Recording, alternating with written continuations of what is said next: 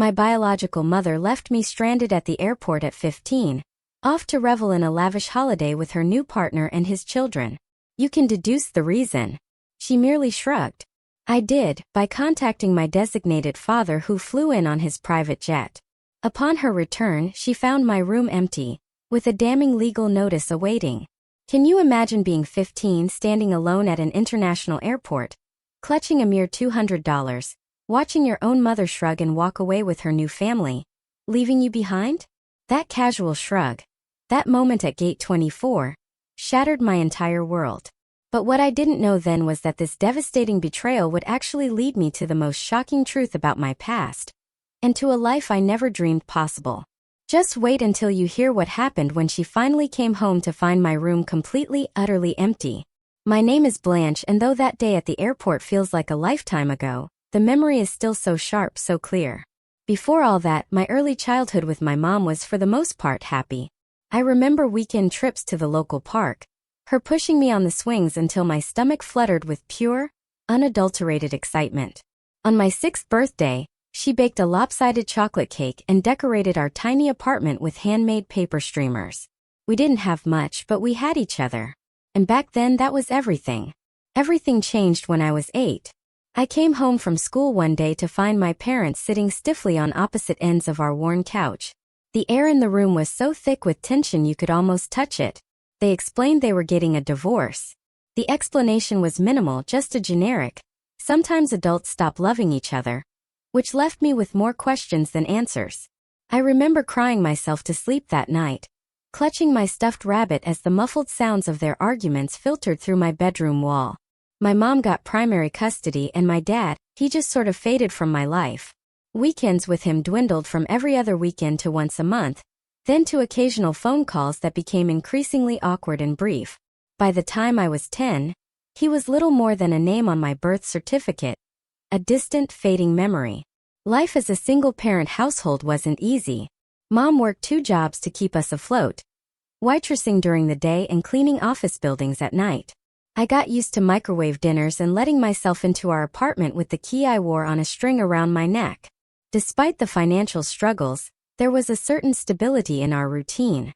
I understood the rules, knew what was expected of me, and never doubted that I was the absolute center of my mother's world. Then when I was 13, everything changed again. My mom met Richard at the restaurant where she worked. He was this wealthy businessman who left extravagant tips and always asked for her section. I still remember the first time she mentioned him. Her cheeks flushed with excitement as she described his expensive suit, and the way he looked at her like she was someone truly special. Their romance progressed with whirlwind speed. Within 6 months, Richard had proposed with a diamond ring so large, it looked comically out of place on my mother's work-worn hand. Before I even had time to adjust to the idea of having a stepfather, we were moving into his sprawling suburban mansion, complete with a pool, a home theater, and more bathrooms than I could count. But the house also came with 3 additional residents, Richard's children from his previous marriage. Olivia was 14, just a year older than me, with a perpetual look of disdain that made me feel instantly inferior. Jackson was 12, quiet and withdrawn, barely acknowledging my existence. And the youngest, Zoe, was 10. She was initially the most welcoming, though that friendliness quickly faded once we were all under the same roof. From the beginning, it was crystal clear that I did not fit into this ready-made family. Richard was polite but distant, reserving his genuine smiles and affection for his own kids. Family dinners became excruciating exercises in discomfort as Richard and my mom discussed private schools, country club memberships, and vacation homes, topics from a world I had never been part of. When I spoke, my comments about school or books were met with polite nods before the conversation inevitably shifted back to the stepchildren's accomplishments in tennis, debate club, or piano recitals. What hurt most was watching my own mother transform. The woman who had once cut coupons and shopped clearance racks now spoke knowledgeably about designer brands and exclusive restaurants. She colored her hair, whitened her teeth, and began referring to our previous life as the struggle years, with an uncomfortable laugh whenever Richard's friends were around. It was as if she was shedding her old skin, and along with it, the parts of herself connected to me. I tried desperately to fit in with my new step-siblings. I offered to help Olivia with her math homework, complimented Zoe's artwork, and asked Jackson about his video game collection. My attempts were met with cool politeness at best, and outright rejection at worst. One particularly painful memory was overhearing Olivia tell her friends on the phone that her dad's new wife came with baggage, meaning me. As summer approached, Richard announced a family vacation to Bali. 2 weeks at an exclusive resort with private villas and personal butlers. Despite the growing distance between my mother and me, I felt a surge of excitement. Perhaps this trip would be a chance to finally bond with my new family, away from the pressures of school and everyday life. But my hopes were quickly dampened when my mother took the stepchildren shopping for new vacation clothes and didn't include me. When I asked why, she casually mentioned that I had plenty of clothes already, despite the fact that most of mine were from our life before Richard. I ended up using the money I had saved from babysitting to buy myself a new swimsuit, a modest blue one-piece that paled in comparison to the designer bikinis Olivia and Zoe would be bringing. A week before the trip, I overheard a truly concerning conversation between my mother and Richard. They were in their bedroom, the door slightly ajar, unaware that I was passing by on my way to the kitchen. "What about the arrangements for Blanche?" Richard asked, his voice low. "All taken care of," my mother replied, with a dismissive tone that made my stomach clench. "She won't be a problem." When I questioned her about it later, she brushed off my concerns with a breezy, "Just trip details, honey. Nothing for you to worry about." The morning of our departure arrived with chaos and excitement. The house was a flurry of activity as suitcases were loaded into Richard's luxury SUV. I noticed that my passport wasn't with the stack of travel documents on the kitchen counter. But when I mentioned this to my mother, she muttered something about having it in her purse and hurried me along. Looking back, I should have seen the signs. The way my mother avoided making eye contact as we drove to the airport. How no one discussed my seating assignment on the plane when they were debating who would get the window seats. The fact that my suitcase was mysteriously smaller than everyone else's. But at 15, desperate to believe I was part of this family, I ignored the warning bells ringing in my mind. The international terminal was a chaotic maze of travelers, rolling suitcases, and harried airline staff. Richard led our group through the crowd with practiced efficiency. My mother at his side, clutching her designer handbag. Olivia, Jackson, and Zoe followed closely behind, their faces bright with anticipation. I trailed at the back, struggling to keep up while rolling my small suitcase. When we reached the check-in counter, Richard presented the passports and confirmation details to the airline attendant. I noticed he handed over 5 passports, not 6. A knot formed in my stomach as I watched boarding passes being distributed to each family member, except me. "Excuse me," I said, stepping forward. "I think you forgot my boarding pass." The airline attendant looked confused. "I only have 5 passengers listed for this reservation." Richard cleared his throat. "Your mother needs to speak with you about that. We'll go ahead to security." As the stepchildren and Richard moved away with the luggage cart, my mother took my elbow and guided me to a quiet corner near a gift shop. Her face wore an expression I had never seen before. A strange mix of detachment and mild annoyance. "Listen, Blanche," she said, her voice unnaturally calm. "There has been a change of plans. You're not coming with us to Bali." The words hit me like a physical blow. "What? Why? Did I do something wrong?" She sighed, glancing over at Richard and the children waiting by the security line. "Richard thinks this should be a trip just for us and his kids. A chance to really bond as a family. But I'm family too." I protested, my voice cracking. "I'm your daughter. Don't make a scene," she hissed, digging into her purse. She pulled out a wad of cash and pressed it into my hand. "Here's $200. You can figure it out. Just take an Uber home." I stared at the money in disbelief. "You're leaving me at the airport alone? I don't even have a house key." She gave that casual shrug again, the one that would haunt my dreams for years to come. "Mrs. Peterson next door has the spare. You'll be fine. You're mature for your age." Tears welled in my eyes as the full reality of what was happening crashed over me. "Mom, please. You can't do this. Richard is waiting," she said, glancing nervously toward the security checkpoint. "This vacation is important for our future, Blanche. Sometimes we all have to make sacrifices." A sacrifice would be giving up a concert ticket or postponing a shopping trip. I said, anger finally breaking through my shock. This is abandonment. She flinched at the word but quickly composed herself. Don't be so dramatic. It's just 2 weeks. The refrigerator is stocked, and I left money for pizza in the kitchen drawer. She leaned in and planted a quick, dry kiss on my forehead. I'll call you when we land. With that, she turned and walked away, her designer heels clicking on the airport tile as she rejoined Richard and the stepchildren. I watched in stunned silence as they proceeded through security. My mother never once looked back.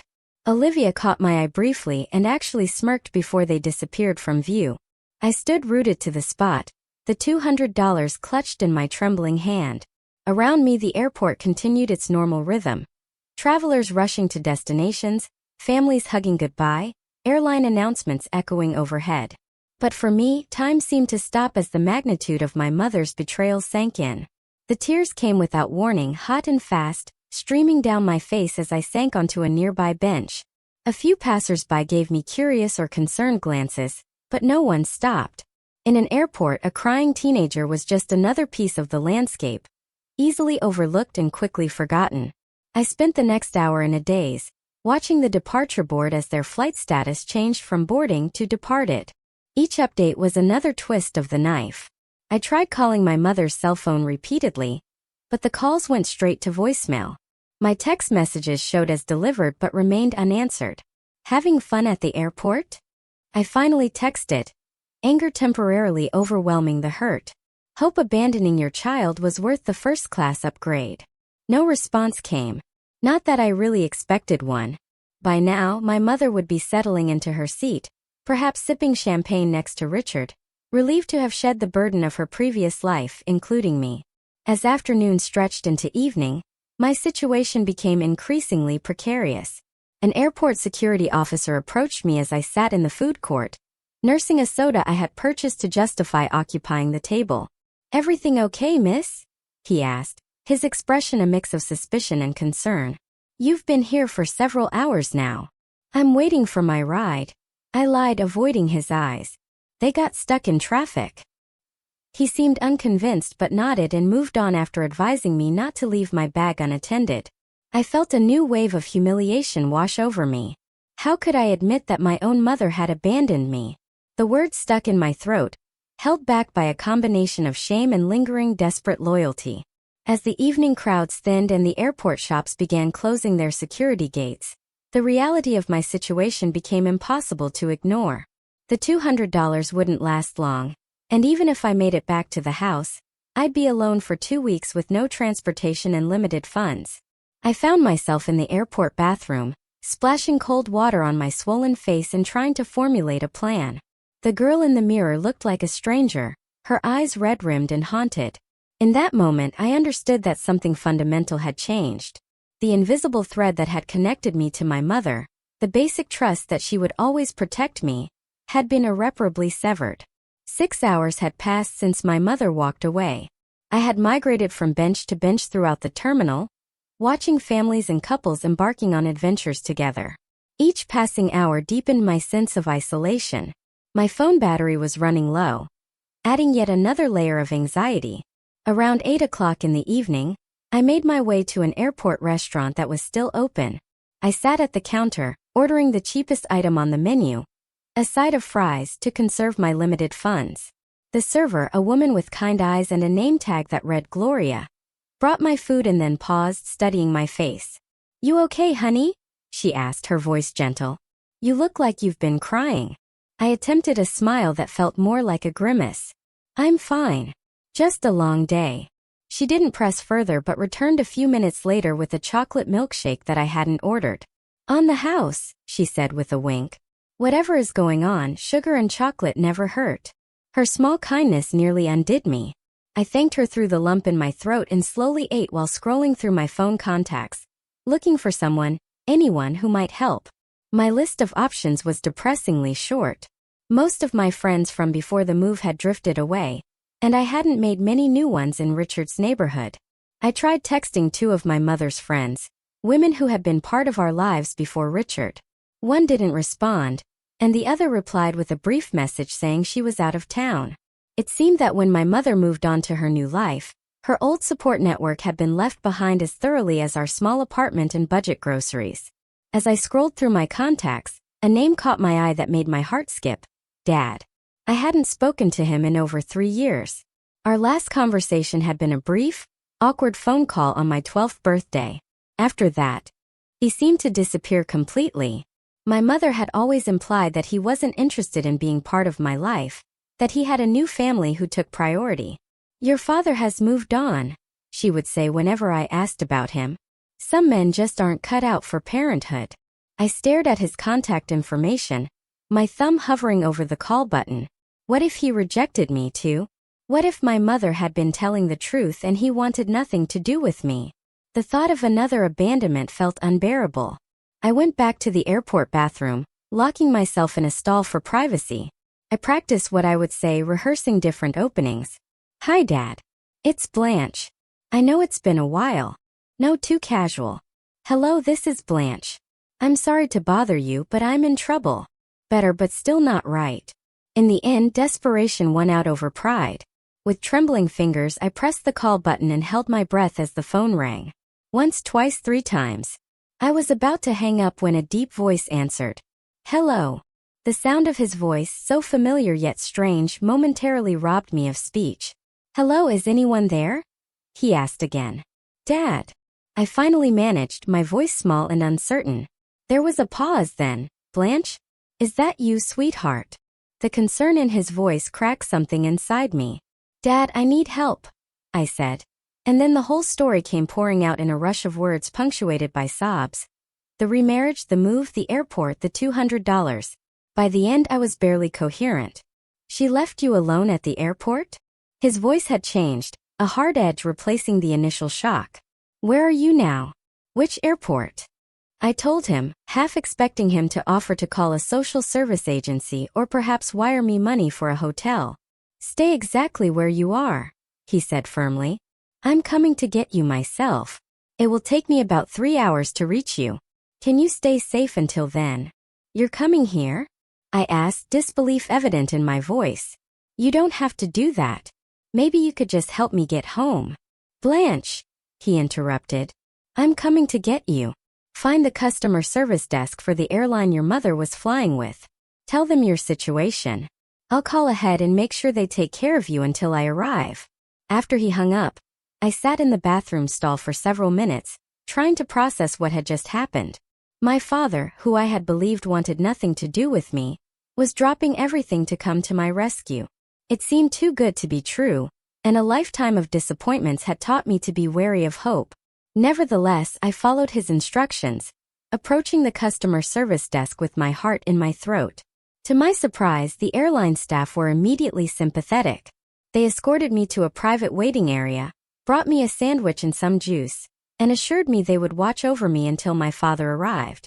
Unfortunately, this happens more often than you'd think, the customer service manager told me quietly. Parents changing plans at the last minute, leaving kids to fend for themselves. The 3-hour wait felt both endless and surreal. I drifted between hope, fear, and exhaustion. What if my father didn't show up?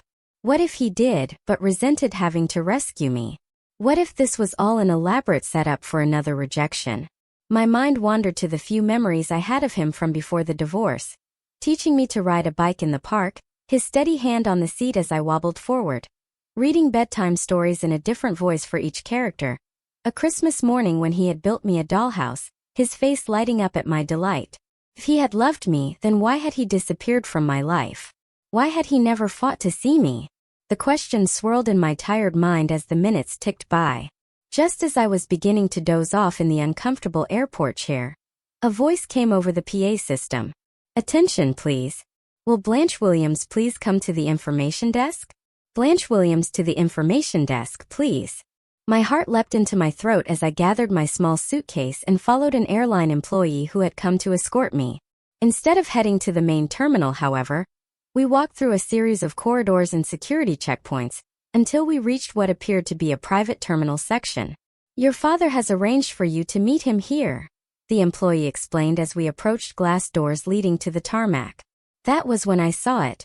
A sleek private jet with stairs descending from its door. And walking down those stairs was a tall man in a business suit. His familiar profile caused my breath to catch. My father looked different than I remembered. His dark hair was now streaked with silver at the temples, and he carried himself with a confidence I didn't recall from childhood. But his eyes, when they found mine, were exactly as I remembered, kind and crinkled at the corners.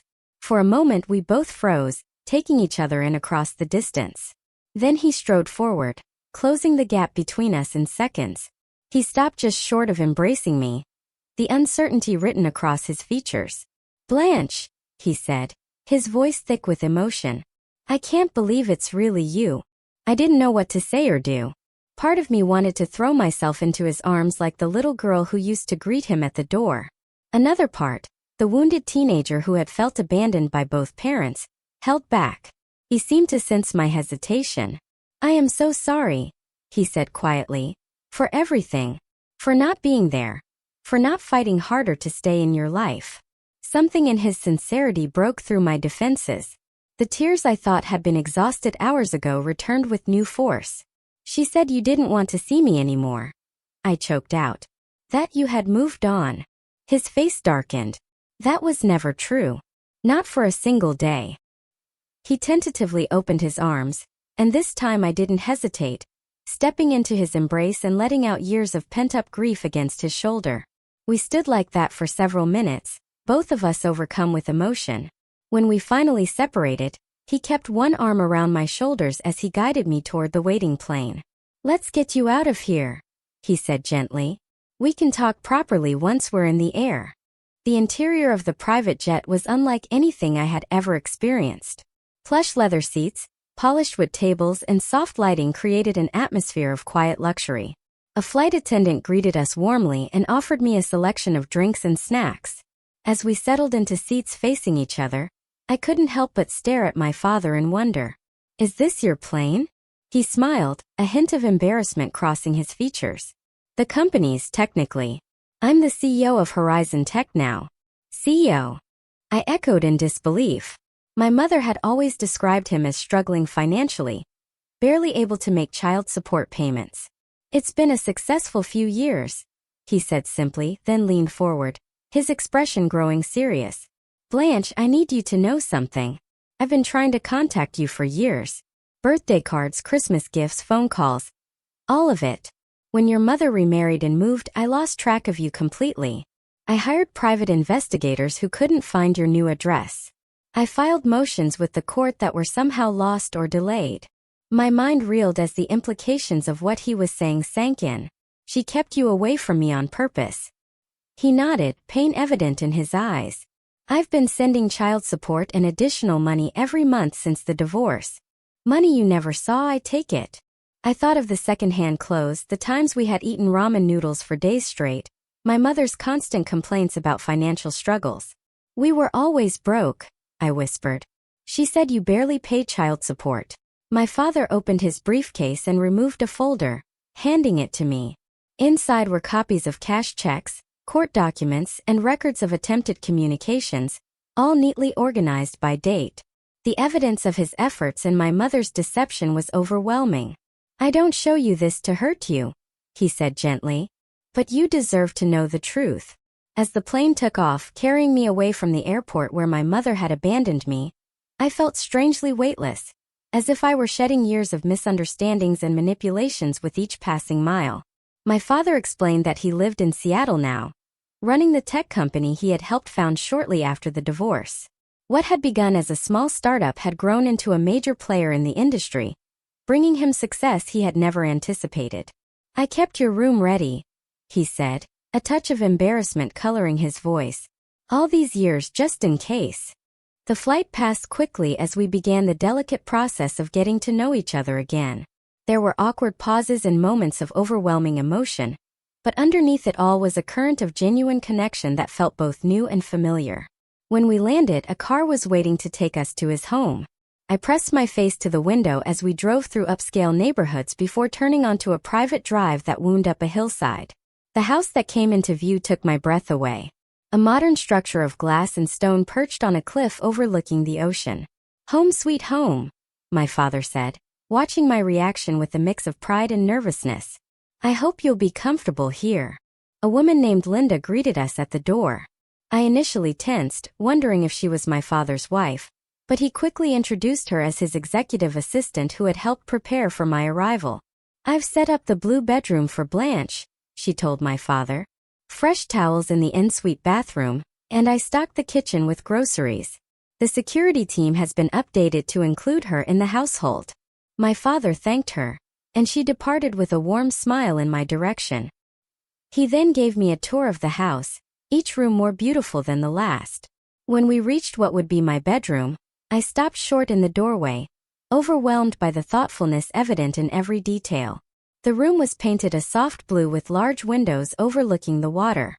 A plush queen-size bed dominated one wall, while a desk, bookshelf and comfortable reading chair created a perfect study nook by the window.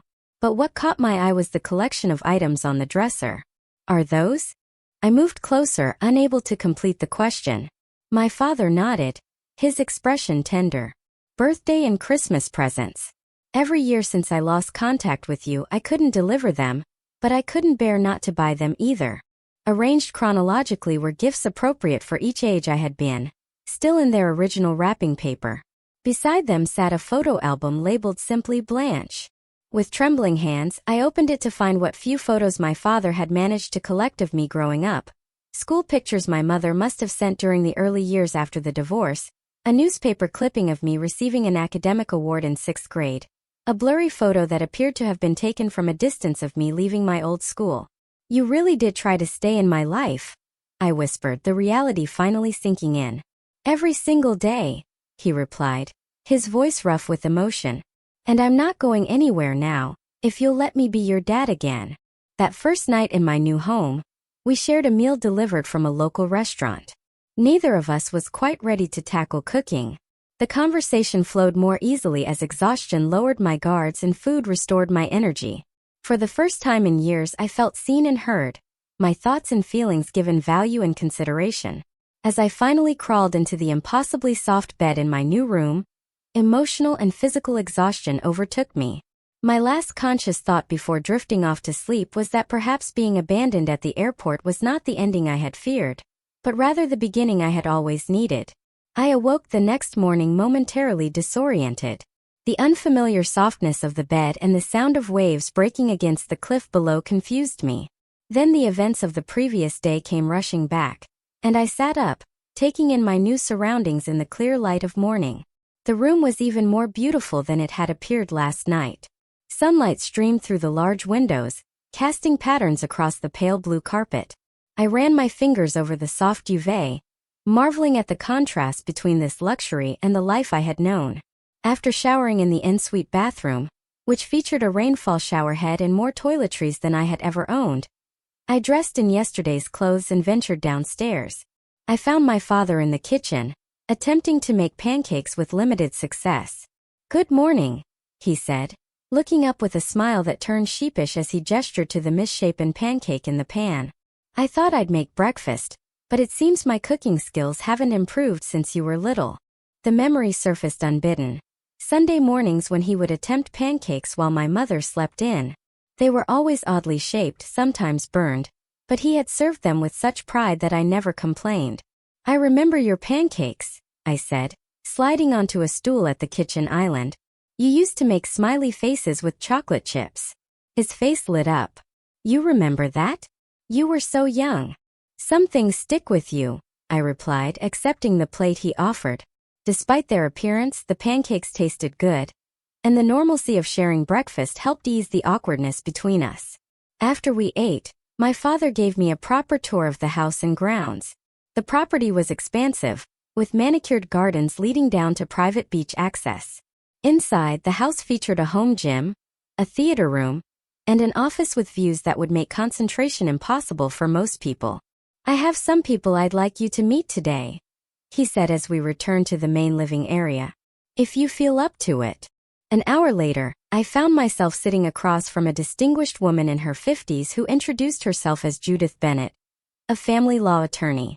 "What your mother did constitutes abandonment under the law," she explained, her tone professional but kind. "Leaving a minor without proper care arrangements is illegal. Additionally, There appears to be financial misconduct regarding the child support payments your father has been making. I shifted uncomfortably in my seat. I don't want to get my mom in trouble. You just want to be safe and secure, Judith finished for me.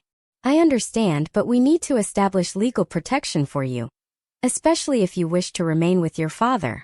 My father, who had been quietly listening, leaned forward. Blanche, the choice is ultimately yours, but I want you to know that I am prepared to seek full custody if that is what you want. The idea was simultaneously terrifying and liberating. Can I really choose? You are 15, Judith said. The court gives significant weight to the preferences of children your age, especially in cases involving abandonment or neglect. After the attorney left, my father showed me his office where he had meticulously documented every attempt to maintain contact with me. There were copies of court filings seeking visitation, records of calls to my mother that went unanswered, and even emails to my school that had apparently never reached me. She threatened legal action if I tried to contact you directly, he explained, showing me a letter from my mother's attorney dated 3 years ago. She claimed I was harassing her and causing you emotional distress. Each revelation was another piece of the puzzle, completing a picture of deliberate separation that made my heart ache. Why would she do this? Just to keep you away from me? My father sighed. I think it was more complicated than that. After the divorce, your mother struggled financially, which was partly my fault. I hadn't yet achieved success in my career. I think when the company took off and my financial situation improved dramatically, it was easier for her to maintain the narrative that I was uninvolved than to explain why she had kept us apart. 2 days after my arrival, as I was beginning to settle into a tentative routine with my father, my mother finally called. I stared at her name on my phone screen, a maelstrom of emotions rendering me temporarily paralyzed. You don't have to answer, my father said gently, noticing my distress. After 4 rings, the call went to voicemail. A minute later, a notification appeared indicating she had left a message. With trembling fingers, I pressed play and put the phone on speaker. Blanche, honey, there seems to have been a terrible misunderstanding. My mother's voice emerged, falsely bright. I thought you understood the plan was for you to stay home during our trip. Richard felt it would be good for you to have some independence, and I agreed. I didn't abandon you, sweetie. That's such a harsh word. Call me back so we can clear this up. The resort Wi-Fi is spotty, but I'll try to check my messages. Love you. The blatant rewriting of reality made my stomach churn. There had been no plan for me to stay home, no discussion of independence. She had abandoned me without warning, and was now attempting to gaslight me into doubting my own experience. Classic, my father muttered, shaking his head. She hasn't changed at all. I decided not to return the call. Instead, with the support of Judith Bennett and my father, I made the decision to stay in Seattle permanently. The attorney began the process of filing for a change in custody, gathering evidence of my mother's abandonment and financial misconduct. With the immediate legal matters in motion, my father turned his attention to practical concerns. You need clothes, school supplies, whatever personal items you want, he said. We can go shopping today if you feel up to it. The shopping trip was surreal. Accustomed to thrift stores and clearance racks, I was overwhelmed by my father's insistence that I choose whatever I liked without checking price tags. By the end of the day, I had a new wardrobe, a laptop for schoolwork, and a phone with unlimited data. A sharp contrast to the restricted plan my mother had grudgingly provided. That evening, sitting on the deck overlooking the ocean, my father and I had our first truly deep conversation about the divorce and the years of separation. Why did you and Mom split up? I asked, the question that had haunted me since I was 8 years old finally finding voice. He was quiet for a long moment, gathering his thoughts. The simplest answer is that we wanted different things from life. Your mother wanted financial security and social status above all else. When my first business venture failed, she saw me as a disappointment rather than a partner facing temporary setbacks. And you?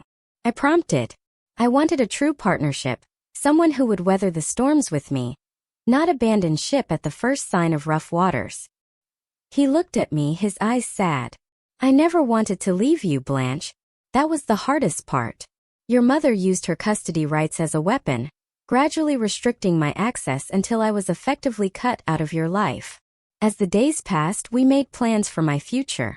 My father contacted the best private school in Seattle, arranging for me to start when the fall semester began. A child psychologist was engaged to help me process the abandonment and years of manipulation. Slowly, I began to envision a life where I was valued and supported, rather than merely tolerated. 1 week after my arrival in Seattle, my father and Judith Bennett suggested it was time to retrieve my belongings from my mother's house. With her still in Bali for another week, we had the perfect opportunity to enter the house legally, as I was still officially a resident, and collect my personal items without confrontation. "You don't have to come if it would be too difficult," my father assured me. "I can handle it with the legal team." But I knew this was something I needed to do myself, a necessary step in closing this chapter of my life. "I want to go," I said firmly. "There are things there that matter to me." The decision made, we began planning the trip with the precision of a military operation. Flights were booked, legal documents prepared, and a moving company engaged to transport my belongings. As the date approached, I found myself drafting and redrafting a letter to leave for my mother, trying to find words to express the depth of her betrayal and my decision to forge a new path. 3 days before my mother was scheduled to return from Bali, my father and I, accompanied by Judith Bennett and her assistant, arrived at the house I had shared with my mother and Richard's family. Using my key, I opened the front door to find the house exactly as it had been left, eerily silent and undisturbed. Walking into that space as essentially a visitor was a disorienting experience.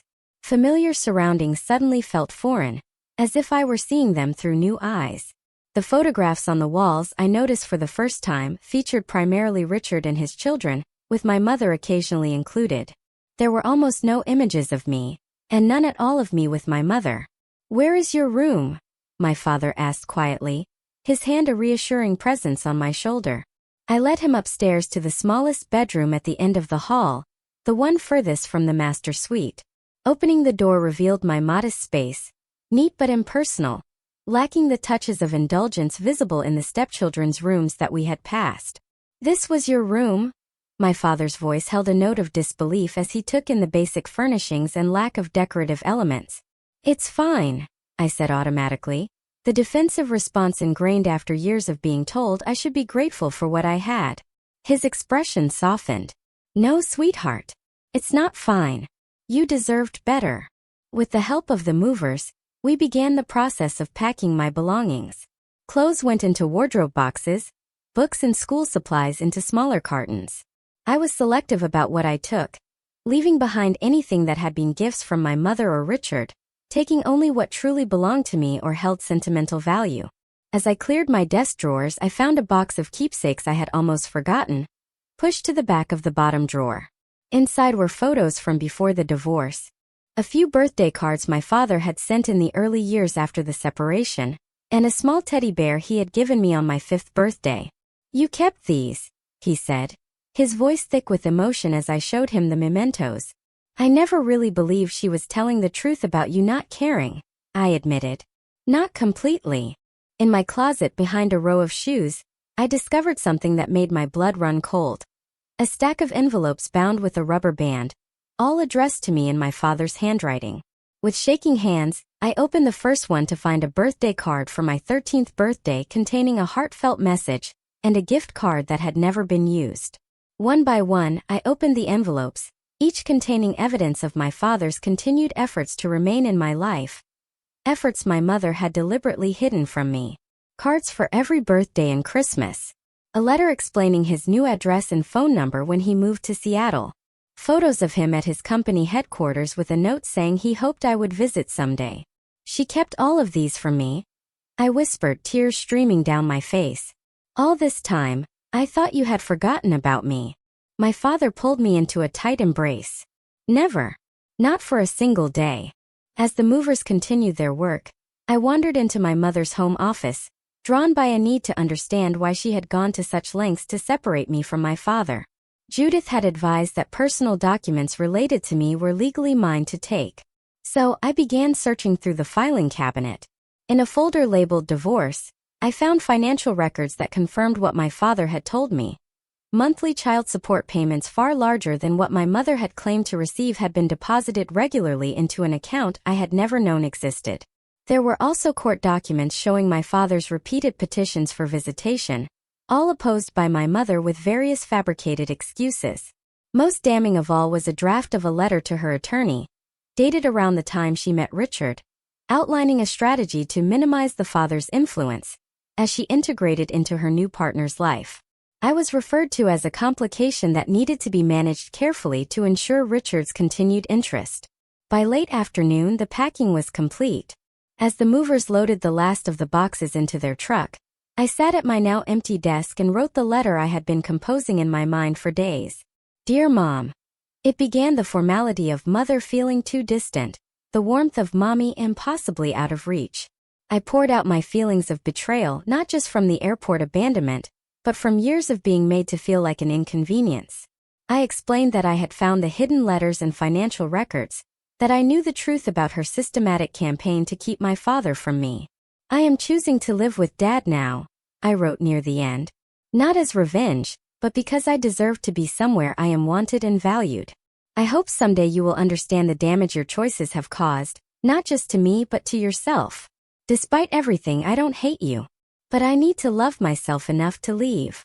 I placed the letter on the stripped mattress of what had been my bed, the white paper stark against the bare blue sheet. As a final touch, I left the house key beside it, a symbolic relinquishment of my place in this household. Walking out of that house for the last time, I felt a complex mixture of grief, relief, and resolution. My father waited by the car, his expression concerned. All done? He asked. I nodded, unable to speak past the lump in my throat. He seemed to understand, opening the car door for me without further questions. As we drove away, I didn't look back at the house. Instead, I looked forward toward the future I was now free to create. My mother returned from Bali 3 days later. Within hours, my phone exploded with notifications, a barrage of increasingly frantic messages. Where are you? Why is your room empty? Call me immediately. Blanche, this is not funny. Come home right now.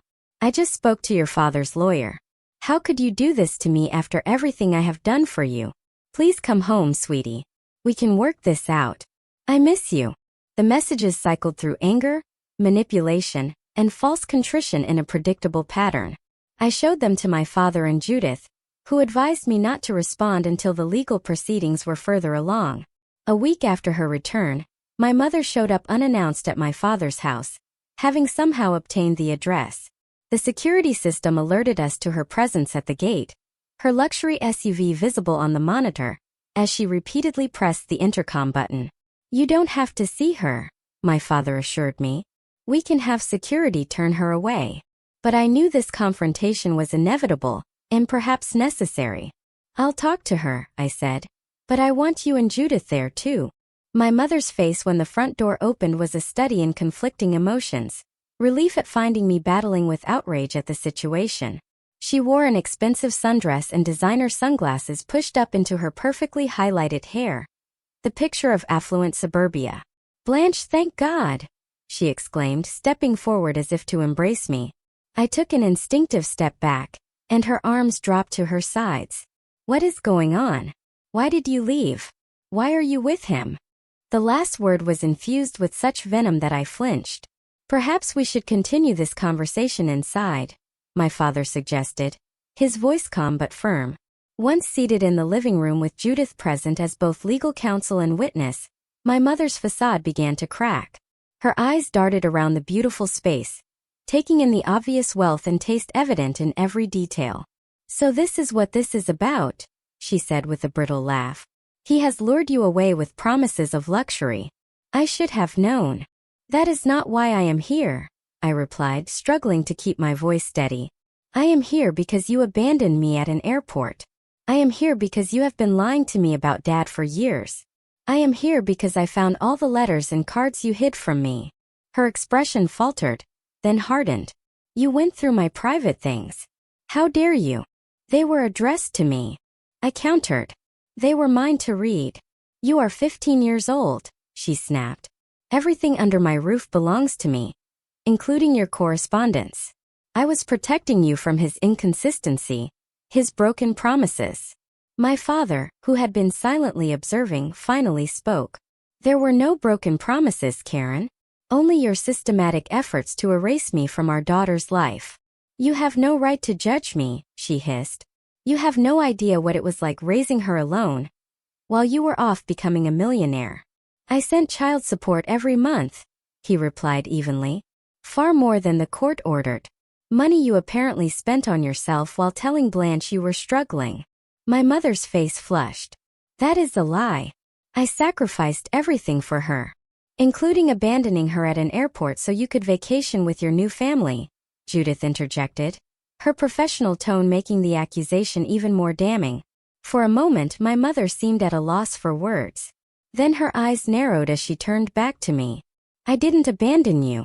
I gave you an opportunity for independence. If you had just gone home as instructed, none of this drama would have been necessary. The blatant rewriting of reality made my chest tight with anger. You left me alone at an international airport with $200 and no house key. You didn't tell me to go home until you were walking away. You didn't answer my calls or texts. How is that an opportunity? You're twisting what happened, she insisted, though her voice had lost some of its conviction. My father leaned forward. Karen, we have security footage from the airport. We have witness statements from airline staff. And we have the text messages you sent Blanche after the fact trying to cover your tracks. The color drained from my mother's face. You're building a case against me. You want to take my daughter and throw me in jail too, after everything we meant to each other. This is not about punishment, Judith explained. This is about establishing what is in Blanche's best interest going forward. She has expressed a clear desire to live with her father, and given the circumstances, the court is highly likely to honor that wish. My mother's composure crumbled entirely, tears streaming down her face as she turned to me. Blanche, please. I made a mistake. I was wrong. But you can't leave me for him. We're a family. We stopped being a family when you decided Richard and his children were more important than me, I said quietly. Maybe even before that when you started lying about Dad. It wasn't like that, she protested weakly. Then what was it like? I asked. Help me understand why you would hide Dad's letters, lie about child support, and then abandon me for a vacation. She opened her mouth, then closed it again, apparently unable to formulate a justification even she could believe. Finally she whispered, Richard thought it would be better if you stayed home. He said the resort was really for adults and his children who were used to that lifestyle. I was afraid of losing him. The raw honesty was somehow more painful than her earlier attempts at manipulation. So you chose him over me. I chose financial security, she countered. Do you have any idea what it is like to be a single mother with no money? Richard offered us a better life. He offered you a better life, I corrected. I was just excess baggage. Before she could respond, the front door opened, and Richard himself strode in, his face tight with anger. Karen, this has gone on long enough. Get in the car now. My father stood immediately. How did you get past security? Richard ignored him, focusing on my mother. I told you not to come here. You're just making things worse. Our lawyer said not to have any contact. My mother seemed to shrink under his gaze, her brief moment of honesty evaporating as she reverted to the compliant wife. I just wanted to see Blanche. And now you have, he said dismissively. Let us go. As my mother rose to follow him, I called after her. Is this really what you want, Mom? Someone who treats you like a child and me like an inconvenience. She paused, conflict evident in her expression. But Richard took her elbow firmly. The car, Karen. Now. The last image I had of my mother that day was her back as she walked away, just as it had been at the airport. But this time I wasn't the one being left behind. In the aftermath of that confrontation, my father's legal team filed for a restraining order after Richard attempted to enter the property again the following day. The court granted the order, and a temporary custody arrangement was put in place pending a full hearing. The hardest part was accepting that my mother had chosen her new life over me. Not just once at the airport, but repeatedly over the years with each hidden letter and each lie about my father. The girl who had once believed she was the center of her mother's world had to confront the painful reality that she had been, at best, an afterthought.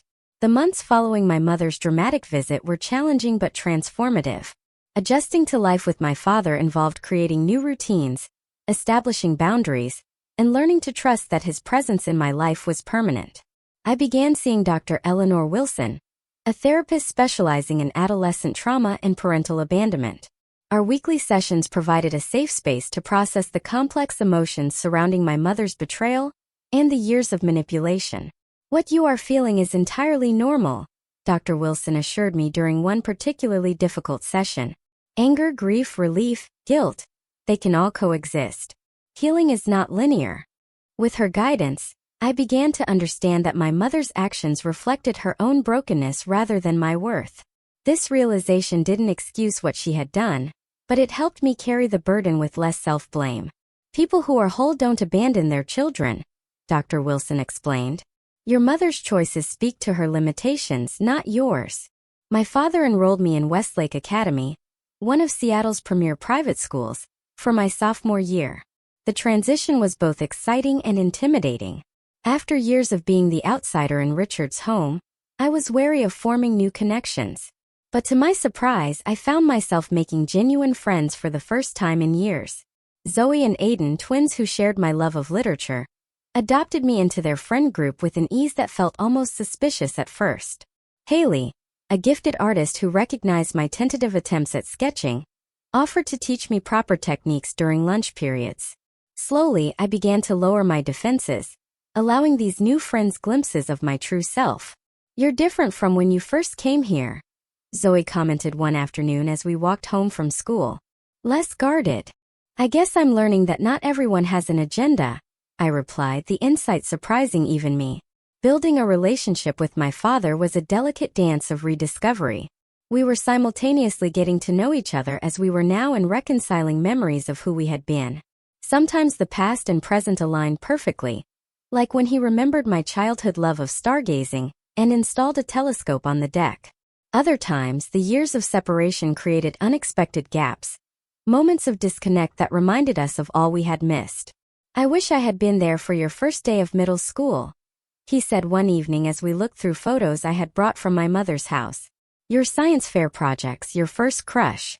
We cannot get those years back," I told him, surprising myself with the role reversal, me comforting him. "But we have now and the future." He squeezed my hand, his eyes suspiciously bright. "When did you get so wise?" "Trauma has its benefits," I joked. The dark humor, a sign of my gradual healing. 6 months after I moved in with my father, the court granted him full legal custody. My mother, represented by an expensive attorney Richard had hired, fought the decision initially, but eventually agreed to the arrangement. After Judith presented the overwhelming evidence of abandonment and financial misconduct, the judge ordered my mother to repay the misappropriated child support funds and established a structured visitation schedule that would begin only after I completed a certain number of joint therapy sessions with her. It was more consideration than she deserved, in my opinion. But my father gently reminded me that maintaining some relationship with her might be important to my long-term emotional health. "You can be angry with her, even hate what she did without severing the connection completely," he advised. "But the choice is ultimately yours. I will support whatever you decide." I agreed to the joint therapy. Though the first few sessions were excruciating, my mother vacillated between tearful apologies and subtle attempts to justify her actions. Her narrative had shifted from denying abandonment to framing it as a misguided attempt to please Richard, as if that somehow made it less damaging. "I just wanted us to have security," she repeated often. "I was afraid of ending up alone and broke. So you made sure I ended up alone at an airport instead," I responded during one particularly tense session. Over time, I established firm boundaries with my mother. I would not return to live with her, regardless of promises or emotional appeals.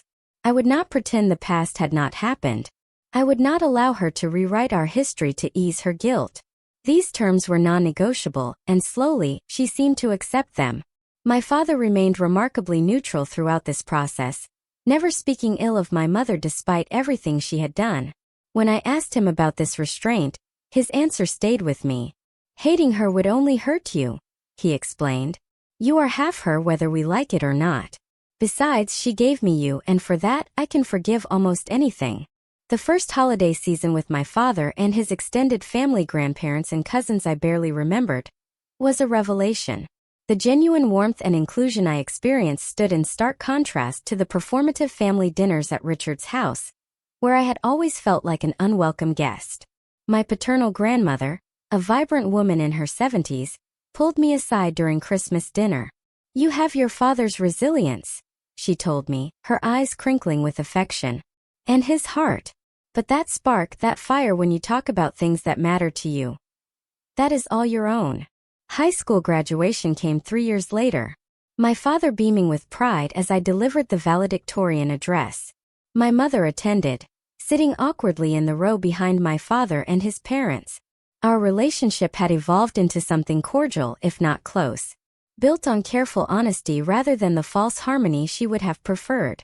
College took me to the East Coast, where I pursued a degree in psychology with a minor in family law. The distance from both parents allowed me to define myself beyond the dynamics of their divorce and the drama of my teenage years. I discovered passions and strengths I might never have recognized had my life continued on its previous path.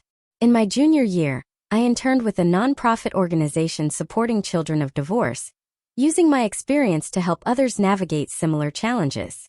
This work eventually led to my career path, developing programs for family courts to better consider children's needs during custody proceedings.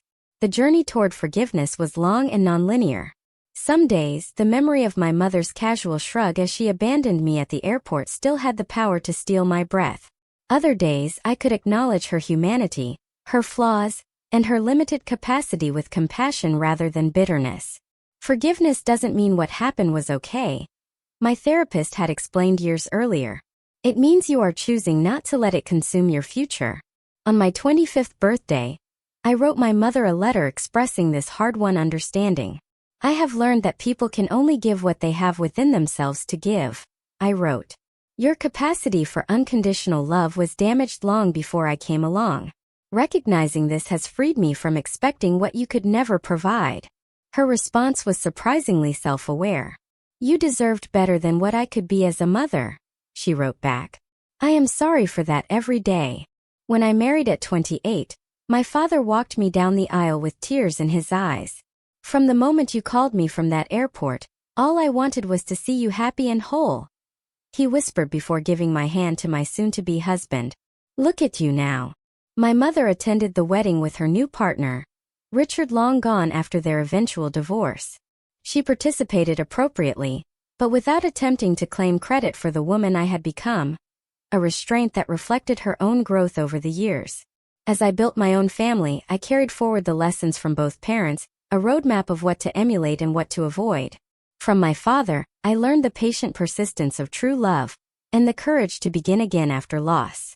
From my mother, I learned the importance of self-sufficiency and the danger of placing status above authentic connection. The airport abandonment, which once defined me, gradually became just one chapter in a much longer story. A pivotal moment certainly, but not the conclusion. In an unexpected way, being left behind had propelled me forward, forcing me to discover strengths I might otherwise never have recognized. Sometimes I wonder what would have happened if my mother had taken me to Bali that day. If she had chosen me over Richard's preferences, would I still be caught in the cycle of seeking her conditional approval? Would I have discovered my father's unwavering love? Would I have found my voice and purpose? These questions have no answers, of course. Life offers no parallel versions to compare with the path we actually walk. All I know with certainty is that families are defined not by biology or legal documents, but by the consistent choice to show up, to value, to prioritize one another. My father taught me that. My mother, in her absence, confirmed it. If you have ever felt abandoned or betrayed by someone who should have protected you, know that your worth was never determined by their failure. Their limitations are not your destiny. Family can be found and created in unexpected places if you remain open to connection, even after heartbreak. What would you have done in my place? Have you ever faced something like this? Tell me what you think in the comments below. I really want to know.